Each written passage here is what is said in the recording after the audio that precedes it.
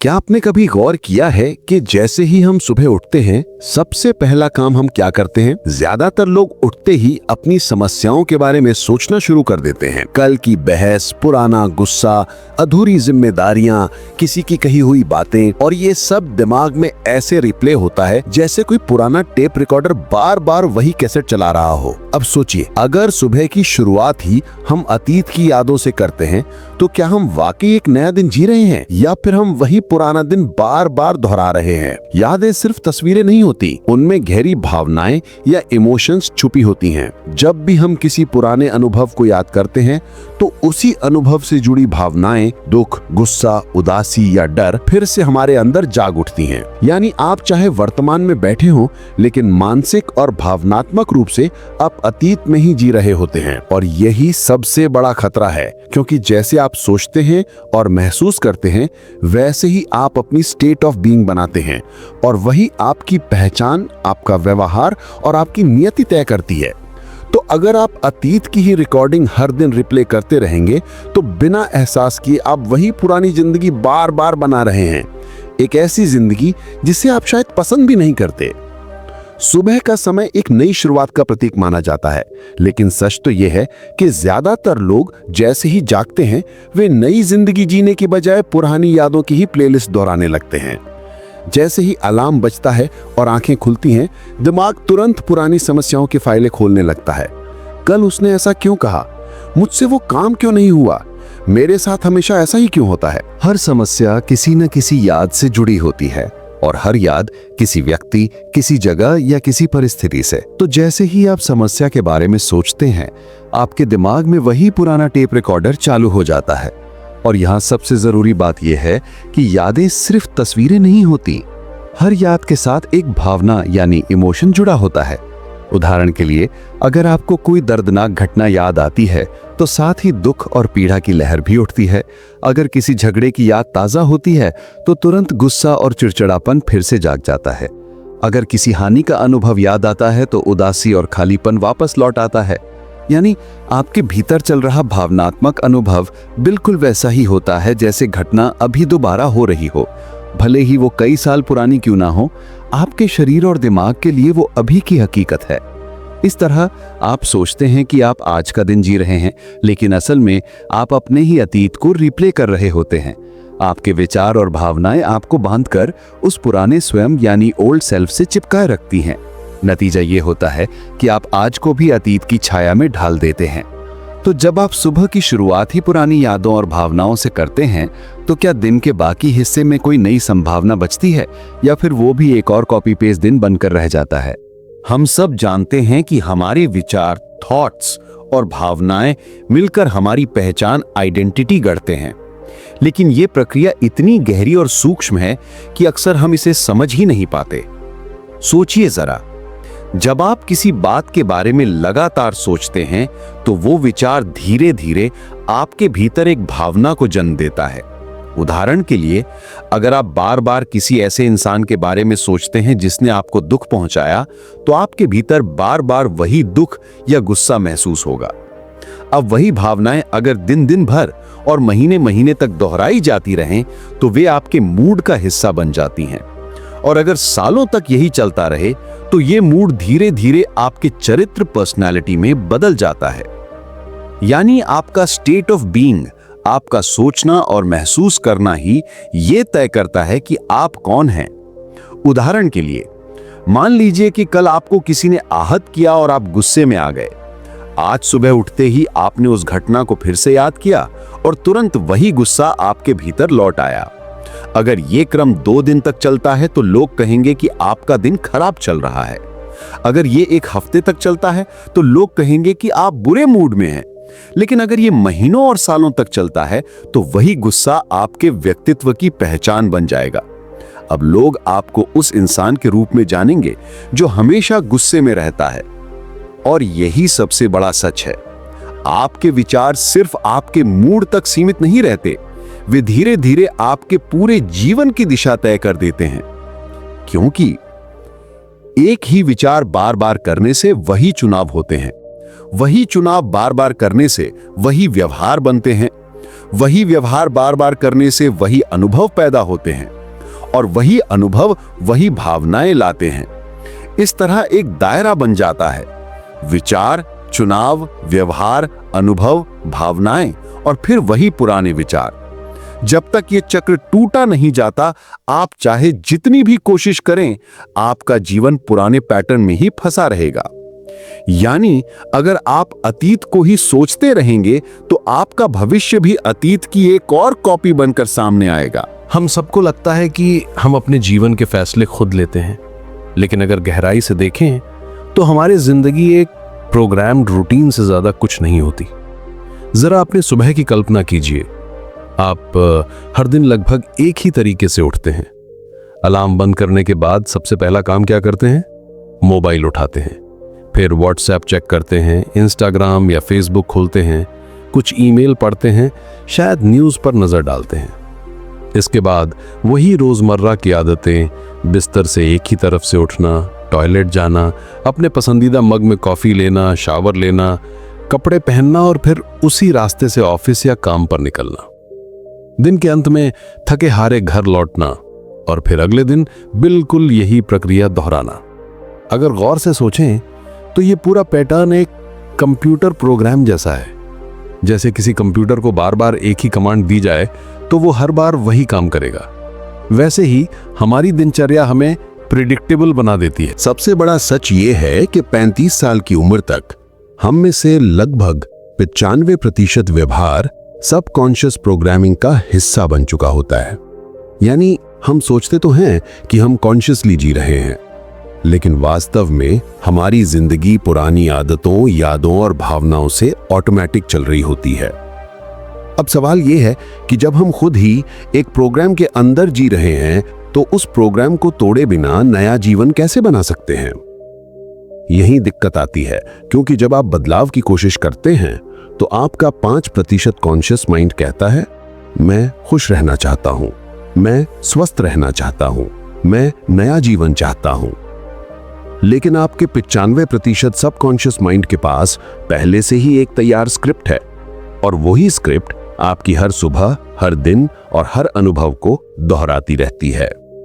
ये वैसा ही है जैसे किसी छोटे बच्चे को ओलंपिक लेवल के वेट लिफ्टर से मुकाबला करने भेज दिया जाए। परिणाम पहले से तय है। इसीलिए ज्यादातर लोग बदलाव की कोशिश करने के बावजूद कुछ समय बाद वापस पुराने प्रोग्राम और पुरानी दिनचर्या में लौट आते हैं। अब सवाल ये उठता है कि अगर हमारी जिंदगी का 95% हिस्सा प्रोग्रामिंग से चल रहा है तो असली बदलाव शुरू कहां से होता है? देखिए, बदलाव के लिए जरूरी है कि हम एनालिटिकल माइंड से आगे बढ़ें। एनालिटिकल माइंड वो सीमा या बाउंड्री है जो हमारे कॉन्शियस माइंड यानी चेतन मन और सबकॉन्शियस माइंड यानी अवचेतन मन को अलग करती है। यानी अगर हमें पुरानी प्रोग्रामिंग बदलनी है तो हमें उस गहरी परत तक पहुंचना होगा जहां असली ऑपरेटिंग सिस्टम छुपा हुआ है। और यही वो जगह है जहां ध्यान यानी मेडिटेशन काम आता है। ध्यान एक साधारण प्रक्रिया नहीं है, ये आपके मस्तिष्क की तरंगों यानी ब्रेन वेव्स को बदलने और धीमा करने का एक तरीका है। जैसे ही आप ध्यान की गहराई में जाते हैं तो वैसे ही आप उस अवस्था में प्रवेश करते हैं जहां कॉन्शियस और सबकॉन्शियस के बीच की दीवार पतली होने लगती है। यानी अब आपके पास अपने अवचेतन मन के प्रोग्राम को दोबारा लिखने, रीप्रोग्राम करने का मौका होता है। लेकिन दिक्कत यह है कि ज्यादातर लोग बदलाव की शुरुआत तभी करते हैं जब उनके जीवन में कोई बड़ा संकट या आघात यानी ट्रॉमा आता है। कोई बीमारी, कोई दुर्घटना, कोई बड़ा झटका। तभी लोग सोचते हैं मुझे बदलना चाहिए। लेकिन असली सवाल यह है कि क्या बदलाव के लिए हमें दर्दनाक अनुभव का इंतजार करना चाहिए? क्या हम सिर्फ तब सीख सकते हैं जब जीवन हमें तोड़ देता है?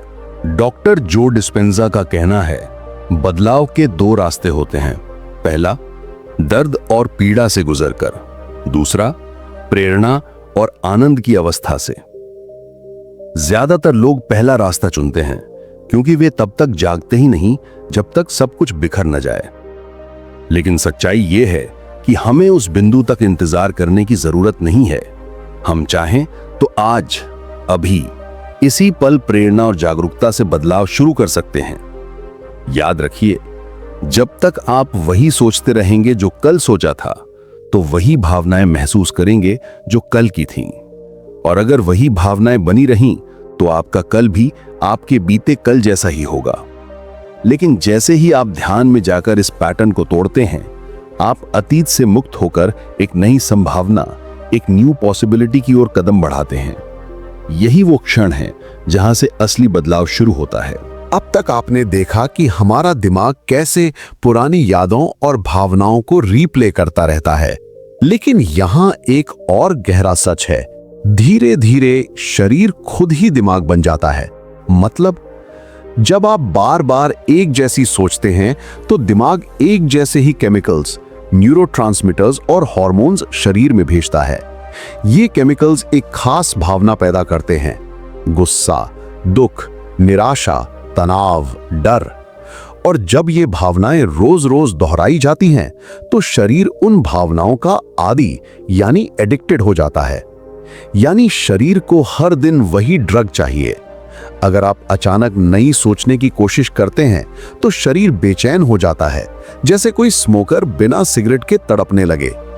जैसे उदाहरण के लिए, अगर आप सालों से दुख ही सोचते आए हैं, तो आपका शरीर दुख की फीलिंग का आदी हो गया है। अब आप खुश रहने की कोशिश करेंगे, तो शरीर अंदर से सिग्नल भेजेगा, कुछ तो गलत है, ये तो हमारी आदत नहीं है। इस तरह धीरे धीरे नौकर यानी शरीर मालिक यानी दिमाग पर हावी हो जाता है। अब शरीर कहता है, तुम वही सोचो जो मैं महसूस कर रहा हूं, और दिमाग मजबूरी में वही पुरानी भावनाएं और वही पुरानी सोच दोहराता रहता है। यानी शरीर अतीत का जीता जागता रिकॉर्ड बन जाता है। भले ही आप कॉन्शियसली कुछ नया बनाना चाहते हो, लेकिन शरीर बार बार आपको पुराने पैटर्न में खींच लेता है। डॉक्टर जो डिस्पेंजा इसे एक लाइन में समझाते हैं कि जब शरीर अतीत की भावनाओं का आदी हो जाता है, तो वो आपके भविष्य को भी अतीत जैसा ही बना देता है। तो सवाल यह है कि क्या आप अपने शरीर को नौकर की जगह फिर से नौकर बना सकते हैं और असली मालिक अपने दिमाग को बना सकते हैं? हाँ, बिल्कुल। लेकिन इसके लिए जरूरी है कि आप अपने शरीर की क्रेविंग्स और पुरानी फीलिंग्स को ऑब्जर्व करें, उन्हें महसूस करें और फिर धीरे धीरे उन्हें रिलीज करना सीखें। ध्यान यानी मेडिटेशन और जागरूकता यानी अवेयरनेस यही काम करते हैं।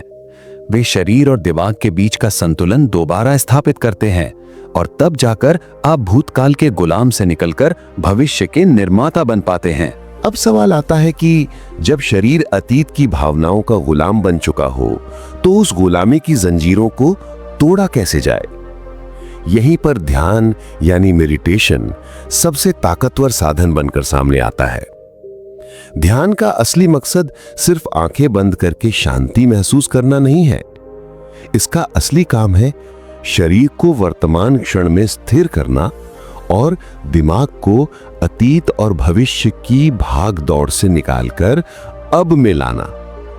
जब आप ध्यान में बैठते हैं, तो आप अपनी पहचान के सबसे गहरे हिस्सों को ऑब्जर्व करना शुरू करते हैं। आप देखते हैं कि कौन सी सोच बार बार रिपीट होती है, कौन सी भावना बार बार उठती है, और जैसे ही आप उन्हें बिना जजमेंट के देखते हैं, वैसे ही उनका असर कम होने लगता है। ध्यान आपको यह ताकत देता है कि आप कह सकें, हाँ, मैं गुस्से को देख रहा हूं, लेकिन मैं गुस्सा नहीं हूं। हाँ, मैं डर को महसूस कर रहा हूं, लेकिन मैं डर नहीं हूं। यही सेपरेशन, यही दूरी बदलाव की पहली सीढ़ी है। अब यहां सबसे बड़ी बात आती है। जब आप ध्यान की गहराई में जाते हैं, तो आपका दिमाग अल्फा और फिर थीटा ब्रेन वेव्स में शिफ्ट होता है। ये वही तरंगे हैं जहां सबकॉन्शियस माइंड खुलने लगता है। यानी वही जगह जहां आपकी पुरानी प्रोग्रामिंग स्टोर्ड है। इस अवस्था में आप न सिर्फ पुराने पैटर्न्स को ऑब्जर्व कर सकते हैं, बल्कि उन्हें बदल भी सकते हैं। अब आपके पास एक नया कोड डालने का मौका होता है। नई सोच, नई भावनाएं, नई पॉसिबिलिटीज। डॉक्टर जो डिस्पेंजा कहते हैं, meditation is rehearsing your future till your body believes it's real. मतलब ध्यान में आप अपने भविष्य की वो तस्वीर बार बार जीते हैं जब तक आपका शरीर और दिमाग ये मान न ले कि ये सचमुच आपकी हकीकत है। तो ध्यान सिर्फ अतीत की जंजीरों को तोड़ता नहीं, बल्कि भविष्य की नई नींव भी रखता है। यही वो बिंदु है जहां से एक नई वास्तविकता जन्म लेती है। अब जब आपने ध्यान के जरिए अतीत की जंजीरों को ढीला करना शुरू कर दिया है, तो अगला कदम है एक नई पहचान, न्यू आइडेंटिटी का जन्म। सोचिए जरा, अब तक आपकी पहचान किससे बनी थी? आपके पुराने अनुभवों से, उन अनुभवों से बनी यादों से, और उन यादों से पैदा हुई भावनाओं से। यानी अगर आपके साथ बार बार दुखद घटनाएं हुई, तो आपकी पहचान मैं दुखी इंसान हूं बन गई। अगर आप बार बार नाकामी से गुजरे, तो दिमाग ने एक लेबल लगा दिया, मैं नाकाम इंसान हूं। असल में पहचान, आइडेंटिटी कोई स्थायी चीज नहीं होती। वो बार बार दोहराए गए विचारों और भावनाओं का ही जोड़ होती है। और जब हम बार बार वही सोचते और महसूस करते हैं, तो हम उसी को मैं मान लेते हैं। लेकिन ध्यान का कमाल यही है कि वो आपको एक मौका देता है पुराने मैं को डिसॉल्व करने का और एक नए मैं को जन्म देने का। यहां से असली ट्रांसफॉर्मेशन शुरू होता है। डॉक्टर जो डिस्पेंजा इसे ऐसे समझाते हैं, आप अपनी पहचान को दोबारा लिख सकते हैं अगर आप नए विचारों और नई भावनाओं को अपने भीतर बार बार रिहर्स करें। मतलब अगर आप रोज ध्यान में ये कल्पना करें कि आप आत्मविश्वासी हैं, आप सेहतमंद हैं, आप अबंडेंट हैं, आप प्यार और शांति से भरे हुए हैं, और उन भावनाओं को सचमुच महसूस करें, तो धीरे धीरे आपका दिमाग और शरीर मानने लगता है कि यही आपकी सच्चाई है। यानी आप अपने पुराने पीड़ित यानी विक्टिम वाले वर्जन को पीछे छोड़कर एक नए क्रिएटर वाले वर्जन में शिफ्ट हो जाते हैं। नई पहचान का मतलब है अब आप अतीत की यादों से डिफाइन नहीं होते, बल्कि भविष्य की पॉसिबिलिटीज से डिफाइन होते हैं। और यही वो बिंदु है जहां इंसान सचमुच अपने भाग्य का निर्माता यानी क्रिएटर ऑफ डेस्टिनी बन जाता है। अब तक की पूरी जर्नी पर अगर नजर डालें, तो एक बात बिल्कुल साफ हो जाती है, हमारे जीवन का असली दुश्मन बाहर नहीं, हमारे भीतर बैठा है। वही पुरानी सोचें, वही भावनाओं की लत, वही शरीर का गुलामी वाला पैटर्न। ये सब मिलकर हमें बार बार उसी पुराने अतीत में खींचते रहते हैं।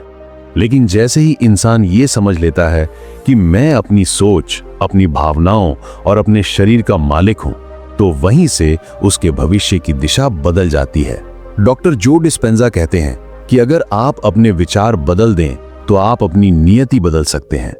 मतलब जब आप अतीत के कैदी की तरह जीना छोड़ते हैं, जब आप ध्यान के जरिए अपने शरीर और दिमाग को रीप्रोग्राम करते हैं, और जब आप नई पहचान का निर्माण करते हैं, तो आप अपने भविष्य को कॉन्शियसली डिजाइन करना शुरू कर देते हैं। सोचिए अगर हर सुबह आप वही वर्जन रिहर्स करें जो आप बनना चाहते हैं, एक कॉन्फिडेंट इंसान, एक हेल्दी इंसान, एक सक्सेसफुल और अबंडेंट इंसान, तो क्या वक्त के साथ साथ आपका दिमाग और शरीर उसी नई हकीकत को मैनिफेस्ट नहीं करेगा?